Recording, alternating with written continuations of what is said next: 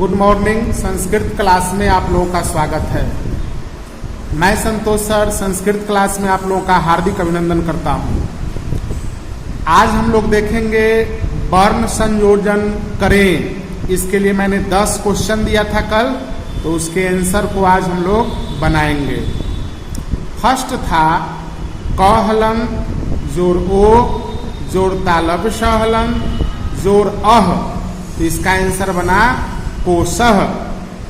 अब हम लोग देखेंगे 2 नंबर में है क हलंत व्यंजन वर्ण, इसमें री की मात्रा लगाएंगे तो बनेगा क और री की मात्रा लगाने पर क्री।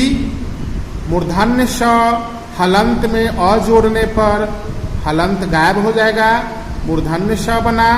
और क हलंत में अह जुड़ने से कह बना। इस प्रकार से हम लोगों को आंसर मिला कृष्ण कह। अब 3 नंबर है व हलंत। व हलंत के बाद अगर कोई स्वर वर्ण नहीं हो तो व्यंजन वर्ण होने के कारण इसे आधा लिखा जाएगा। तो किसी भी व्यंजन वर्ण को आधा लिखने का रूल है। अगर आप पाई वाला वर्ण देखते हैं तो पाई हटा दीजिए, यानी व। अगर सूढ़ वाला वर्ण है तो उसका सूढ़ हटा दीजिए, और अगर पाई सूढ़ वाला वर्ण नहीं है तो पूरा वर्ण लिख करके उसके नीचे हलंत दे दीजिए। अगर र हलंत को लिखना है, आगे व्यंजन वर्ण है, तो उस व्यंजन वर्ण के ऊपर चला जाता है, अर्थात रेफ।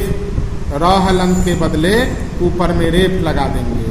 तो व हलंत का मतलब आधा व यौकार, तो आप लिखेंगे यो।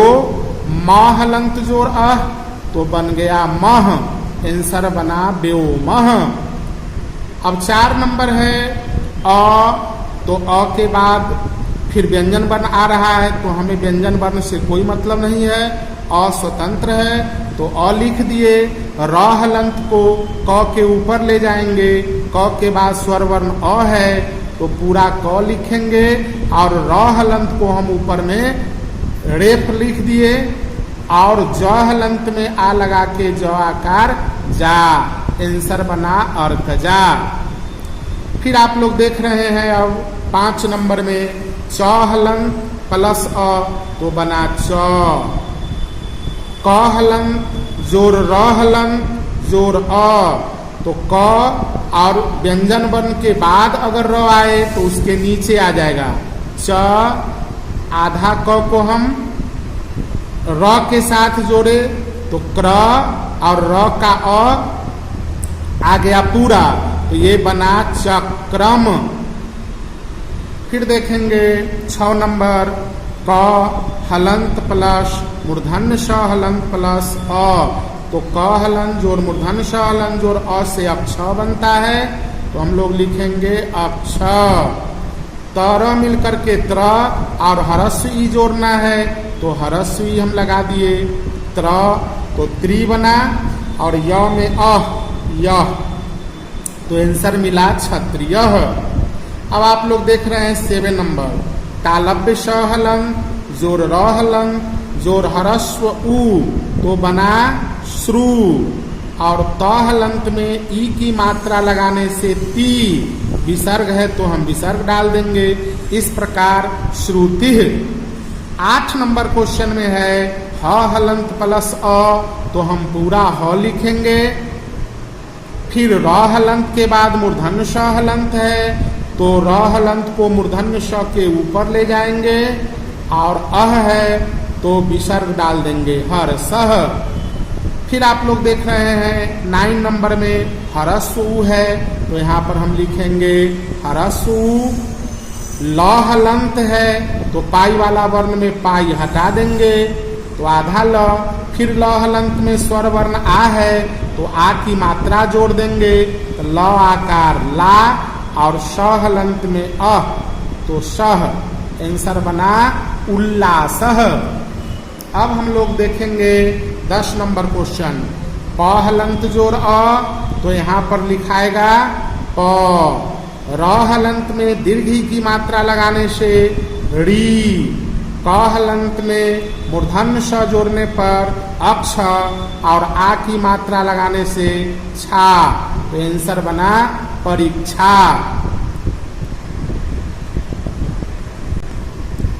अब कुछ वस्तुनिष्ठ प्रश्नों को मैंने आप लोगों को बनाने के लिए दिया था। इन वैकल्पिक प्रश्नों में 4-4 आंसर हैं, उसमें एक सही है, 3 गलत है। तो पहला क्वेश्चन है व्यंजन वर्णों की कुल संख्या है 34, 13, 33, 25। तो सही आंसर होगा ग 33। फिर हम देख रहे हैं दूसरा क्वेश्चन स्पर्श व्यंजन वर्ण हैं। अब इन चारों में से स्पर्श व्यंजन वर्ण कौन सा होगा? तो हम देख रहे हैं पहला च हलंत है, तो ये स्पर्श व्यंजन वर्ण है। य अंतस्थ व्यंजन वर्ण है, तो ये आंसर नहीं होगा। ल अंतस्थ व्यंजन वर्ण है और ह ऊष्म व्यंजन वर्ण है। इस प्रकार से 2 नंबर क्वेश्चन का आंसर हुआ क। तीसरा क्वेश्चन आप लोग देख रहे हैं ऊष्म व्यंजन वर्ण नहीं है। अब इन चारों में से कौन सा वर्ण जो है ऊष्म व्यंजन वर्ण नहीं है? 3 है, तो तालव्य श, मूर्धन्य श और दंत स, ये तीनों ऊष्म व्यंजन वर्ण हैं। इसका आंसर होगा घ, यानी व हलंत ऊष्म व्यंजन वर्ण नहीं है, ये अंतस्थ व्यंजन वर्ण है। 4 नंबर क्वेश्चन है क हलंत प्लस डैश प्लस प हलंत प्लस आ बराबर कृपा में वर्ण है। इस डैश में खाली जगह में इन चारों में से कौन सा वर्ण है? तो अ नहीं होगा, क में री लगा हुआ है, तो क हलंत के बाद री आना चाहिए। आंसर होगा आपका ग। अब हम लोग देख रहे हैं 5 नंबर क्वेश्चन। इनमें से अंतस्थ व्यंजन वर्ण है। अब इन चारों में से कौन सा वर्ण अंतस्थ व्यंजन वर्ण है? तो मूर्धन्य स, ये अंतस्थ व्यंजन नहीं है, ये ऊष्म व्यंजन वर्ण है।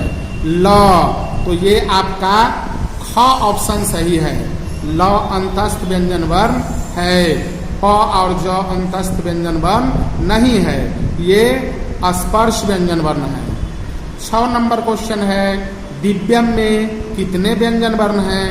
अब दिव्यम का हम वर्ण विच्छेद करेंगे तो देखेंगे द हलंत जोड़ ई, तो एक द हलंत हुआ, दूसरा व हलंत है, तीसरा य हलंत है, चौथा म हलंत है, यानी 4 ऑप्शन सही होगा। तो ख आंसर में 4 लिखा हुआ है, तो हमने ख को लिया। अब 7 नंबर में आप देख रहे हैं, 7 नंबर में है तालव्य श हलंत जोड़ र हलंत जोड़ ओ जोड़ त हलंत जोड़ आ जोड़ र हलंत जोड़ अह। तो स र ओ से श्रो बना, त आकार ता, र अह रह, तो श्रोतारह। इसमें जो भी श्रोतारह लिखा हुआ है वही आंसर सही है, तो आंसर का ऑप्शन नंबर घ सही है। 8 नंबर पवर्गे कति वर्णा भवन्ति? पवर्ग में कितने वर्ण होते हैं? तो पवर्ग में 5 वर्ण होते हैं, इसलिए आंसर नंबर क 5। 9 नंबर है कवर्गस् द्वितीय वर्ण भवति? कवर्ग का दूसरा वर्ण है, तो कवर्ग का दूसरा वर्ण पहला होता है क, दूसरा ख, इसलिए ऑप्शन नंबर क सही है। 10 नंबर है संयुक्त व्यंजन वर्ण नहीं है। अब इन चारों में से कौन सा वर्ण संयुक्त व्यंजन वर्ण नहीं है? तो द्य में द और य 2 व्यंजन वर्ण है, इसलिए संयुक्त है। द व के कारण ये भी संयुक्त है। लिड़ी ये आपको स्वर वर्ण है, तो आंसर नंबर ग। या आप कह सकते हैं कि 10वां का ऑप्शन नंबर ग सही है। 11 नंबर में हम लोग देख रहे हैं स्पर्श व्यंजन वर्णों की कुल संख्या है। अब स्पर्श व्यंजन वर्णों की कुल संख्या होती है 25, तो ऑप्शन नंबर ग सही है। 12 नंबर क्वेश्चन है ऋतु। ये 2 ऋतु में द्विवचन में दिया हुआ है ऋतु ऋतु, तो ऋतु पद में कितने स्वर वर्ण हैं? तो ऋतु पद में स्वर वर्णों की कुल संख्या है 2, आंसर होगा ऑप्शन नंबर क। अब हम लोग वर्ण वियोजन पढ़ेंगे। वर्ण वियोजन का दूसरा नाम वर्ण विच्छेद या इसे वर्ण विन्यास भी कहते हैं। वर्ण वियोजन को वर्तनी वियोजन भी कहा जाता है। तो यहाँ पर हम वर्ण वियोजन या वर्ण विच्छेद या वर्ण विन्यास का परिभाषा देखेंगे। शब्दों या पदों से स्वर और व्यंजन वर्ण को अलग अलग करने की प्रक्रिया वर्ण वियोजन या वर्ण विच्छेद कहलाती है। अब शब्दों या पदों, संस्कृत का कोई भी जो शब्द होगा वो पद के रूप में रहता है, इसलिए यहाँ पदों लिखा गया है। जैसे लता, ये संस्कृत का प्रथमा विभक्ति एक वचन का शब्द है, इसलिए इसे पद बोलेंगे। तो लता पद में वर्ण विन्यास हम देख रहे हैं। ल में ल हलंत जोड़ अ, तो आकार का है तो त हलंत जोड़ आ। आइए अब हम लोग सीखते हैं कि वर्ण वियोजन कैसे किया जाता है या वर्ण विन्यास कैसे किया जाता है। तो हम देख रहे हैं, आप ठीक जो वर्ण संयोजन में पढ़े थे, क हलंत जोड़ अ बराबर क, उसका अपोजिट कर देंगे। अब क को तोड़ना है तो व्यंजन वर्ण क हलंत और इसमें स्वर वर्ण अ है, तो इसका आंसर हो गया क हलंत प्लस अ। का को तोड़ना है, क हलंत में आकार है तो आ की मात्रा होने के कारण, आकार की मात्रा होने के कारण क हलंत जोड़ आ, इसका आंसर होगा। की का सही आंसर होगा क हलंत जोड़ हरस्वी। क में दीर्घिकार की, तो इसका आंसर होगा क हलंत प्लस दीर्घ ई। क हरस्वकार कु, इसको जब हम तोड़ेंगे तो इसका आंसर होगा क हलंत जोड़ हरस्व उ। क में दीर्घुकार की मात्रा है तो क हलंत जोड़ दीर्घ उ। क में एकार की मात्रा है तो क हलंत प्लस ए। क में ऐकार की मात्रा है तो आंसर हुआ क हलंत जोड़ ऐ। क में ओकार की मात्रा है तो आंसर हुआ क हलंत जोड़ ओ। क में औकार की मात्रा है इसलिए आंसर हो गया क हलंत जोड़ औ। कंग, कंग में अनुस्वार की मात्रा है क हलंत जोड़ अंग। कह, क में विसर्ग की मात्रा है इसलिए क हलंत जोड़ अह। अब हम राइट हैंड साइड में ऊपर में देखेंगे क्री को कैसे तोड़ा जाएगा। तो क्री को तोड़ने के लिए री की मात्रा है क हलंत जोड़ हरस्व री। यहाँ दीर्घ री की मात्रा है तो आंसर होगा क हलंत जोड़ दीर्घ री। यहाँ क पर रेफ है ऊपर, तो रेफ की मात्रा के लिए र हलंत लिखा गया और क में अ है तो र हलंत प्लस क हलंत प्लस अ। क्र को तोड़ेंगे तो क हलंत जोड़ र हलंत जोड़ अ, क्योंकि क र संयुक्त है तो क हलंत जोड़ र, या र को भी तोड़ेंगे तो र हलंत जोड़ अ। अक्षर, अब यहाँ पर दो है व्यंजन वर्ण, क हलंत प्लस मूर्धन्य श हलंत प्लस एक स्वर वर्ण है अ। फिर हम त्र में देख रहे हैं त हलंत जोड़ र हलंत जोड़ अ। ज्ञ में आप लोग देख रहे हैं ज हलंत जोड़ य हलंत जोड़ अ। श्र में ये तालव्य श है और ये र है, तो तालव्य श हलंत जोड़ र हलंत जोड़ अ। अब द्व है, तो द्व में हम देख रहे हैं द और व है, तो द हलंत जोड़ व हलंत जोड़ अ। प्र में आप देख रहे हैं प और र की मात्रा है तो प हलंत जोड़ र हलंत जोड़ अ। सॉरी, र की मात्रा नहीं है, र व्यंजन वर्ण है, तो यहाँ पर प हलंत जोड़ र हलंत जोड़ अ। ध्य में हम देख रहे हैं ध हलंत जोड़ य हलंत जोड़ अ। अगर ध्या रहता तो ये अ की जगह आ, ध्याई रहता तो अ की जगह ऐ। ह्य, अब ह्य में हम लोग देख रहे हैं ह हलंत है जोड़ य हलंत है जोड़ अ। ETC, यानी इसके अलावे भी बहुत सारे संयुक्त व्यंजन वर्ण इसी तरह से टूट सकते हैं। अब कुछ क्वेश्चन देखेंगे आप लोग। यहाँ पर दिया गया है वर्ण विच्छेद करें, फर्स्ट में है प्रार्थना। अब प्र को तोड़ने के लिए प हलंत जोड़ अ हलंत जोड़ अ, लेकिन यहाँ प्रा है तो आंसर बना प हलंत जोड़ र हलंत जोड़ आ। और थ के ऊपर जो र हलंत है वो पहले हम लिखेंगे प्रार, उसके बाद थना, तो थ हलंत जोड़ अ न हलंत जोड़ आ। प्रज्ञा, प्र प हलंत जोड़ र हलंत जोड़ अ, ज्ञा या ज्ञा तो ज हलंत जोड़ य हलंत जोड़ आ, तो प्रज्ञा या प्रज्ञा। क्रमेण, क्रमेण का वर्ण विन्यास करेंगे क हलंत जोड़ र हलंत जोड़ अ, म पर एकार की मात्रा है तो म हलंत जोड़ ए और न में न हलंत जोड़ अ। अशुद्धम, अब आप देख रहे हैं अशुद्धम में स्वर वर्ण है अ, तो यहाँ पर हलंत नहीं होगा, सीधे लिखा जाएगा अ। तालव्य श में हरस्सु कार की मात्रा है तो तालव्य श हलंत जोड़ हरस्सु। द हलंत में कोई मात्रा नहीं है तो द हलंत लिखा जाएगा। ध है इसमें अ निकलेगा तो ध हलंत जोड़ अ, और म में हलंत दिया हुआ है तो उसको फिर से लिख दिया जाएगा म हलंत। अब उज्ज्वलह का वर्ण विन्यास देखेंगे। हरस्सु तो हरस्सु को लिख दिए हम, ज में आधा ज लिखा गया है तो यहाँ पर पूरा ज लिख के हलंत होगा, फिर आधा ज है तो पूरा ज लिख के हलंत होगा। व है तो व हलंत में से अ निकलेगा, लह है तो ल हलंत में से अह निकला। इस प्रकार से उज्ज्वलह का वर्ण विन्यास हुआ या वर्तनी वियोजन हुआ या वर्ण विच्छेद हुआ या वर्ण वियोजन हुआ। उ प्लस ज हलंत प्लस ज हलंत प्लस व हलंत प्लस अ प्लस ल हलंत प्लस अह। स्टार देख के लिखा हुआ है वर्णों का उच्चारण स्थान। तो आप अभी तक जितने वर्ण पढ़े तो उन वर्णों को मुख के किसी न किसी भाग से कंठ, तालु, मूर्धा, दंत, ओष्ठ इत्यादि से बोला जाता है।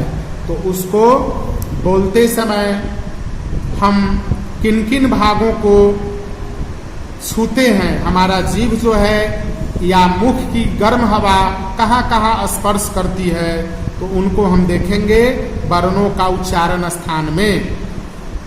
तो यहाँ पर दिया है मुख के भिन्न भिन्न भागों से जिन जिन वर्णों का उच्चारण किया जाता है उसे उस वर्ण का उच्चारण स्थान कहते हैं।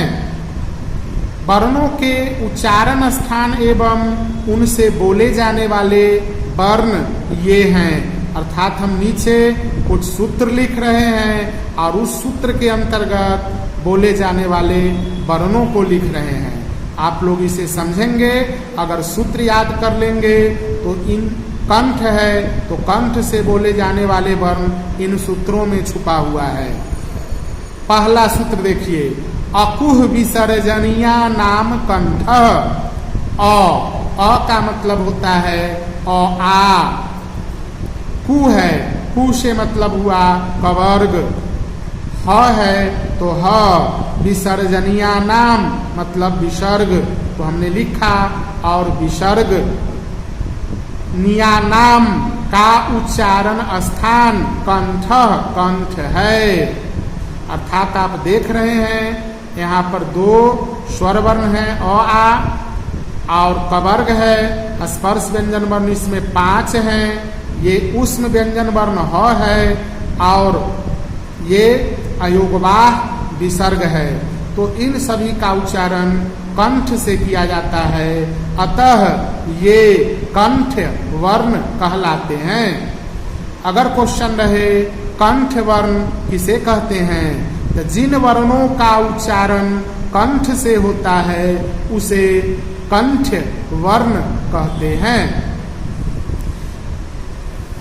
अब सेकेंड नंबर सूत्र आप लोग देख रहे हैं, लिखा हुआ है ईचू यसानाम तालु। ई का मतलब हरस्व ई दीर्घी, चू से चवर, य और तालव्य श का उच्चारण स्थान। यहाँ आप हलंत भी लिख सकते हैं और नहीं लिखे हैं तो उच्चारण करेंगे तो अ आएगा ही। तो लिखने के समय लिख भी सकते हैं, लेकिन बोलते समय अ आने के कारण ये नहीं लिखा हुआ है हलंग, तो कोई बात नहीं है। तो य और तालव्य श का उच्चारण स्थान तालु है, अतः ये तालव्य वर्ण कहलाते हैं। अर्थात जो वर्ण तालु से बोले जाते हैं उन्हें हम तालव्य वर्ण कहते हैं। इनकी कुल संख्या कितनी है? तो इनकी कुल संख्या 9 है। ई 2 वर्ण, सवर्ग में 5 तो 7 हुआ, य और तालव्य श तो ये पूरे मिलाकर हो गए 9। तीसरा सूत्र है ऋतु रसानाम मूर्धा। ऋ का मतलब ह्रस्व दीर्घ ऋ, टू से टवर्ग, र से र और मूर्धन्य श का उच्चारण स्थान मूर्धा है, अतः ये मूर्धन्य वर्ण कहलाते हैं। तो क्वेश्चन है, अगर मूर्धन्य वर्ण किसे कहते हैं? जिन वर्णों का उच्चारण मूर्धा से किया जाता है उसे मूर्धन्य वर्ण कहते हैं। ह्रस्व दीर्घ ऋ, टवर्ग र और मूर्धन्य श, इस प्रकार 9 वर्णों का उच्चारण मूर्धा से किया जाता है। अब 4 नंबर में है ऋतु लसानाम दंता। तो आप यहाँ देख रहे हैं लिरी है, तू से तवर्ग है, तवर्ग में 5 वर्ण है, त थ द ध न। ल और दंत स का उच्चारण स्थान दांत है या दंत हैं, अतः ये दंत वर्ण कहलाते हैं। तो दंत वर्ण किसे कहते हैं? जिन वर्णों का उच्चारण दंत से किया जाता है उसे दंत वर्ण कहते हैं। 5वां नंबर सूत्र है उपू पद्मानिया नाम ओष्ठौ।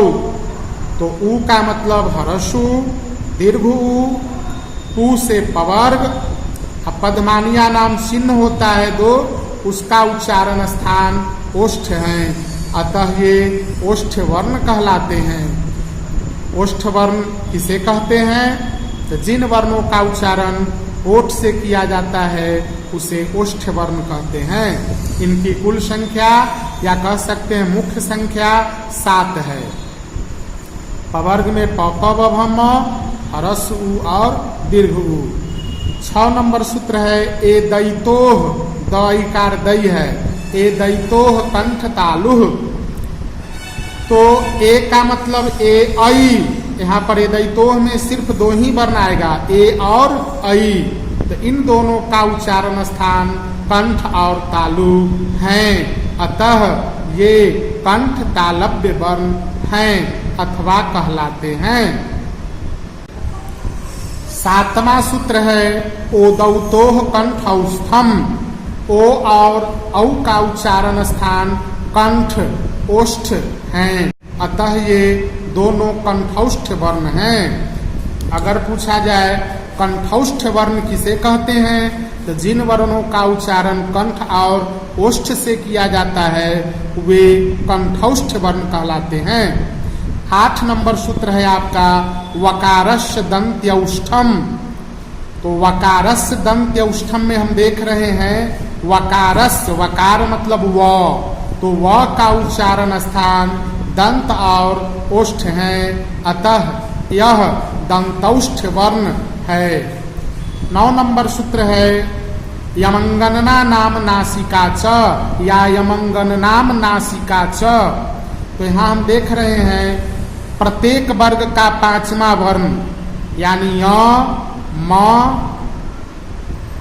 उसके बाद यहाँ पर आप लोग लिखेंगे अंगः, य म अंगः, टवर्गी न है और न का उच्चारण स्थान नाक भी है, यानी ये प्रत्येक वर्ग जहाँ से बोले जाते हैं उनसे तो उच्चारित होते ही हैं, उसके अलावे अनुनासिक होने के कारण ये पंचम वर्ण नाक से बोले जाते हैं, अतः ये अनुनासिक वर्ण भी कहलाते हैं। अब हम आपको इसे शॉर्ट में उच्चारण स्थानों को समझाते हैं, इसे भी आप याद रख सकते हैं, तो इससे भी आपका काम चल जाएगा। नोट,